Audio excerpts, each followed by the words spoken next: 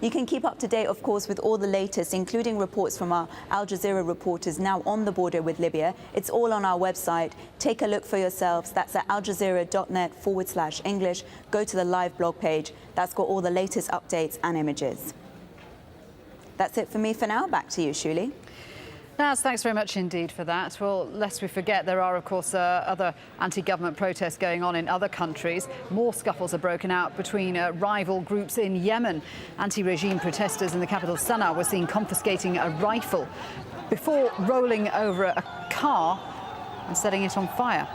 And they're demanding the resignation of President Ali Abdullah Saleh. At least 11 people have been killed since anti-government demonstrations erupted earlier this month. A leading Bahraini opposition figure is on his way home. Hassan Mushaimi of the Haq movement is due back in Manama late on Tuesday. His return will test the promise by the ruling monarch to allow the opposition to operate freely. Pro-democracy activists staged another sit-in at the Pearl roundabout on Tuesday. The area has become a focal point for demonstrations. It was a scene of violence last week that left 8 dead. On Monday night, a rally was held in the capital in support of the government. 2 Iranian Navy vessels have begun crossing the Suez Canal. The ships entered the strategic waterway on Tuesday after getting approval from Egypt's defense ministry. The frigate and an accompanying supply ship are en route to Syria. Israel has objected to the planned voyage, calling it a provocation. Coming up on Al Jazeera, Real Madrid are in the Champions League action on Tuesday. The Spanish Giants take on Lyon in the knockout stage as they try to reach the quarterfinals for the first time in 7 years. Stay with us.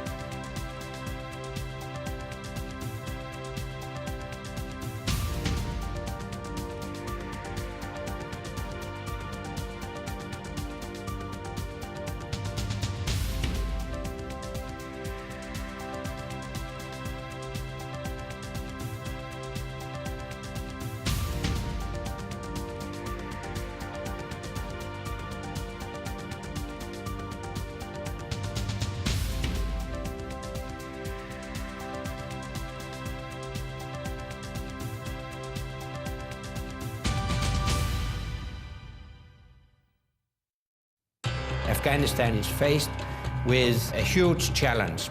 Relations have gone really sour between us and our allies. We have inflicted considerable damage on the enemy.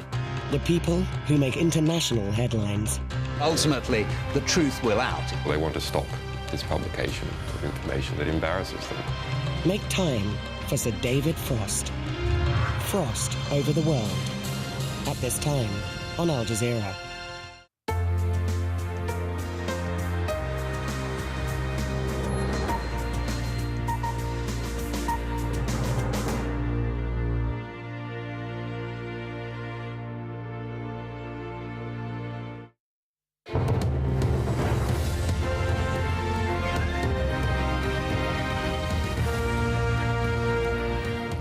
Welcome back. Thanks for being with us. Let's catch up with the sport now. It's Rahul. Shirley, thank you very much. Real Madrid will attempt to do something they've never done before, and that's beat Lyon in the UEFA Champions League. The Spanish Giants take on Lyon in the first leg of a last 16 tie on Tuesday, off the back of a routine win against Levante in the Primera División. Well, one of the scorers in that match was Karim Benzema. He'll be facing his former teammates, of course. Real trying to record a win against Lyon for the first time in 6 attempts. The French side knocked them out at the same stage last season. No, en serio, es un adversario difícil. Seriously, they're hard opponents, demanding opponents who know how to play this kind of game. But we're Real Madrid, and the statistics are there for us to stand up to. The past doesn't count in this kind of confrontation, so we'll leave the statistics behind us.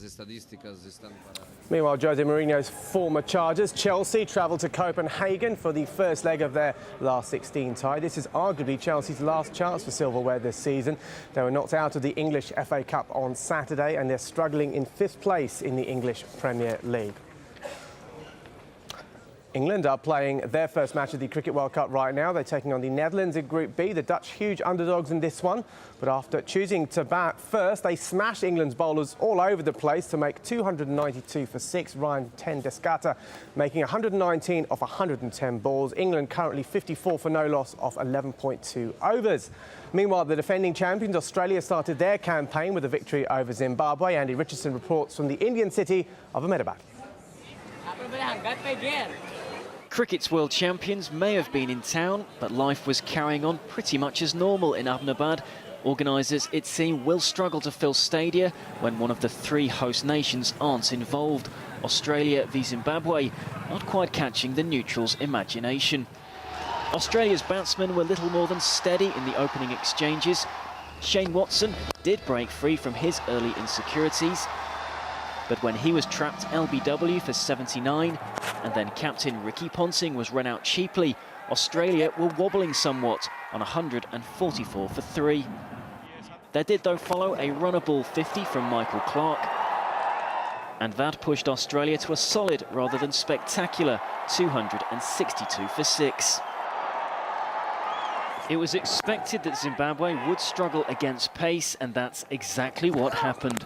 Early wickets from Lee, Tate and Johnson, reducing them to 96 for 6 and putting to an end any thoughts for shock results. Zimbabwe were eventually bowled out for 171, Australia winning by 91 runs, their 24th consecutive World Cup win. Much has changed since Australia's World Cup win of 4 years ago. Great players have retired and the selectors have appeared uncertain as to just how to replace them. But it is to be remembered, Australia are still the #1 ranked ODI side in the world. After this relatively light workout, this tournament gets serious for them next time out when they play New Zealand. Andy Richardson, Al Jazeera, Ahmedabad. Now, Formula One drivers have praised their decision to postpone the Bahrain Grand Prix due to the unrest in the Gulf nation. After a week of speculation, the Crown Prince finally announced the Bahrain race wouldn't be taking place at the start of the season. Instead, Australia will become the first Grand Prix of 2011. That race will take place in Melbourne on March the 27th. But there is still a chance Bahrain could hold a race later in the year, possibly around the time of the Abu Dhabi Grand Prix. There was a surprise on the first day of the Qatar Ladies Open. 7th seed Agnieszka Radwanska was knocked out. Radwanska, at the top of the screen here, went down 7-6, 6-3 in Doha to the unseeded Lucy Safarova of the Czech Republic. Yeah, Jankovic in action on Tuesday. That's all your sport for now, surely. Rahul, thanks very much indeed for that. Don't go away, do stay with us here on Al Jazeera. Of course, we will be following developments in Libya with all the latest lines coming up after this break. I'll be back with you at the top of the hour. Do stay with us.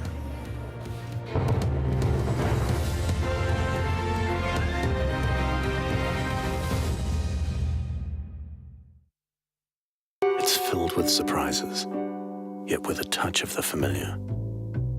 It's all those things you imagined, and some you didn't. It intrigues and fascinates.